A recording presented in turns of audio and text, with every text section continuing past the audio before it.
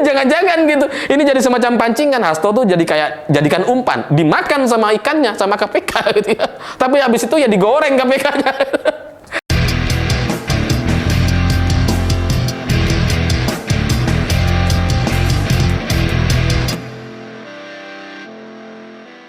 Selamat malam semuanya. Kemarin KPK setelah berkirim surat ke media untuk memberitakan bahwa Hasto sudah tersangka, setelah digoreng-goreng di media, setelah beritanya viral di mana-mana, baru setelah itu KPK melakukan konvers.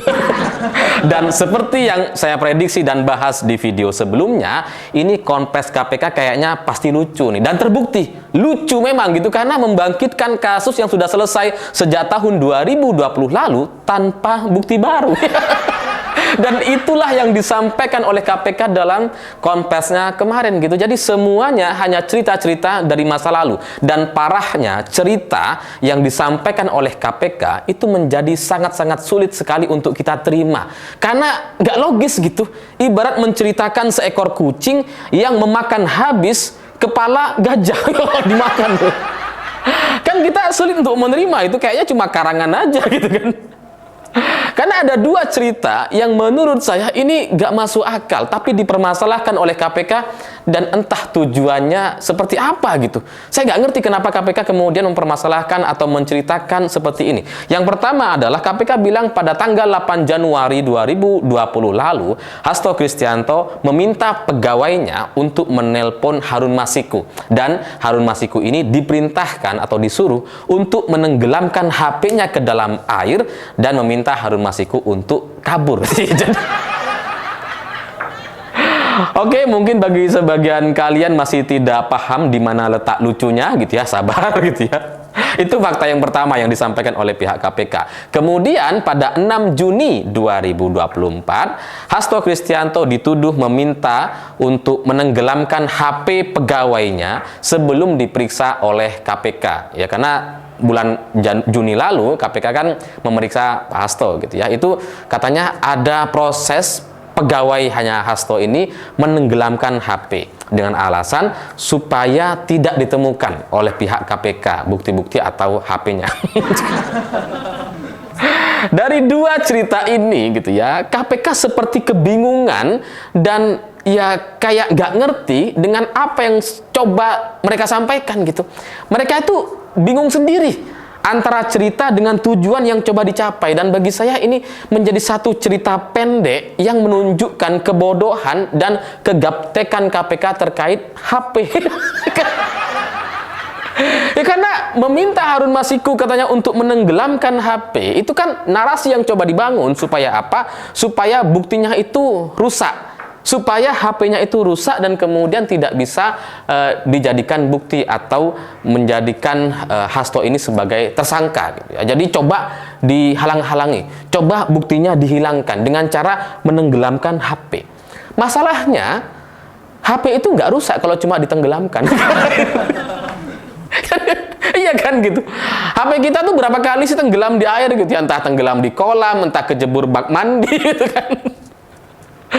Itu nggak rusak gitu. Sejelek-jeleknya HP, kalau tenggelam atau kebasahan atau kehujanan, ya tinggal dijemur, beres. Sejak HP masih ninut-ninut kayak Nokia gitu ya, sampai yang smartphone hari ini, kalau basah tinggal dijemur aja gitu.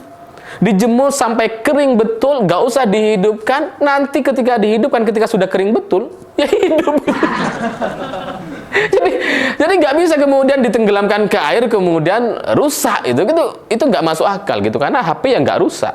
Dan kalau alasannya supaya ini tidak ditemukan sama KPK katanya, makanya ditenggelamkan ke air, ya ini menjadi lucu, lebih lucu lagi gitu. Karena kok bisa nggak ditemukan gitu? Karena kalau ditenggelamkan dalam rangka supaya tidak ditemukan oleh KPK, itu kan berarti proses penenggelamannya itu di laut lepas, di Samudra Atlantik misalkan, atau setidaknya di sungai lah gitu ya. Tapi kalau KPK tahu bahwa handphonenya itu ditenggelamkan ke laut, harusnya kan disampaikan di laut. Ya sebutkan aja di mana lautnya gitu ya, supaya nanti kalau misalkan mau dicari gitu ya buktinya, itu kan bisa dievakuasi sebenarnya kalau KPK tahu di laut yang mana gitu kan. Kalau KPK tahu posisi, lokasi, atau proses penenggelaman alat bukti atau HP milik Pak Hasto atau Harun Masiku, mereka tahu tempatnya, ini pasti akan jadi satu drama politik yang sangat luar biasa. Basarnas bisa diturunkan untuk mengevakuasi HP gitu. Entah ditemukan atau enggak, yang penting evakuasi dulu gitu kan. Supaya ini membangun satu drama-drama untuk menghancurkan Pak Hasto sebagai Sekjen PDI Perjuangan sejak tahun 2020 lalu. Mestinya itu bisa dilakukan gitu. Drama-drama kayak gini itu bisa dilakukan oleh KPK kalau KPK itu tahu. Tapi kalau KPK nggak tahu, lah kok bisa KPK kemudian mengarang cerita atau membuat cerita yang seperti ini? Kenapa bilang direndam atau ditenggelamkan kalau memang nggak tahu gitu? Jadi ya antara ditenggelamkan dengan tujuan merusak atau ditenggelamkan dengan tujuan supaya tidak diketahui, bagi saya ini menjadi satu cerita yang sama sekali nggak nyambung dengan aslinya gitu. Jadi KPK itu kayak kebingungan gitu. Cerita menenggelamkan HP itu tujuannya untuk menghilangkan atau untuk merusak alat bukti. Iya kan gitu. Kan mereka kebingungan sendiri gitu. Kalau tujuannya untuk merusak, jelas nggak bisa rusak, bisa diperbaiki kok. Bisa diservis itu.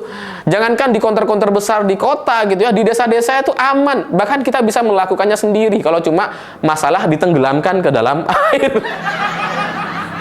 Kalau tujuannya untuk menghilangkan gitu ya, ditenggelamkan di laut lepas, di samudra atau di sungai setidaknya gitu ya. Ya setidaknya KPK harus tahu di mana posisinya, dan kalau tahu posisinya kenapa nggak dicari? Itu yang menjadi pertanyaan. Tapi di luar cerita soal HP yang ditenggelamkan yang sekarang kemudian menjadi viral beritanya di media gitu ya, seperti sangat-sangat membodohi masyarakat, karena ya masyarakat itu kan gampang percaya dengan cerita-cerita seperti ini sekalipun nggak masuk akal gitu kan.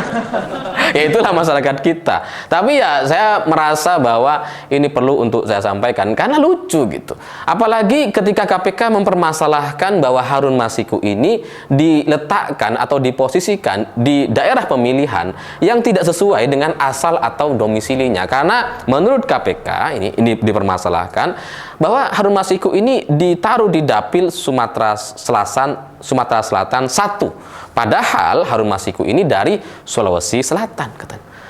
Ini bagi saya gitu ya. Itu seperti mempermasalahkan kita makan nasi. Padahal kita tiap hari makan nasi, terus kemudian tiba-tiba ada orang mempermasalahkan kalau kita ini harusnya jangan makan nasi, makan gandum aja.